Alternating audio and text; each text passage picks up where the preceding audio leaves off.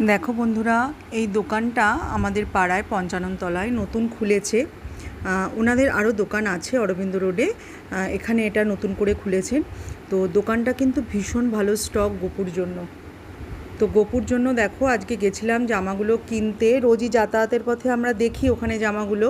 তো আজকে নিজেরাই গেছিলাম। তো জামার দোকানের স্টকগুলো কিন্তু খুব সুন্দর, এবং এ দেখো মেয়েও জামা মানে পছন্দ করছে।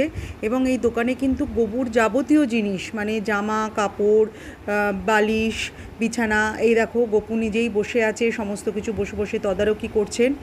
তো তার তত্ত্বাবধানেই সব কিছু চলছে। আর জামাগুলো দেখো খুব সুন্দর, নতুন নতুন বেশ ডিজাইনার জামা এসছে। সামনে যেহেতু জন্মাষ্টমী, ওই জন্য আসার সঙ্গে সঙ্গে মানে স্টকগুলো ফুরিয়েও যাচ্ছে, দুটো একটা করে রয়েছে। তো আমি এর মধ্যে এই লাল রঙের এই জামাটা নিয়েছি, আরও একটা নিয়েছি সাদা রঙের, তোমাদের সেটা দেখাবো। এই দেখো, এই যে হলুদটা দেখছো এরই এই যে নিচের সাদাটা।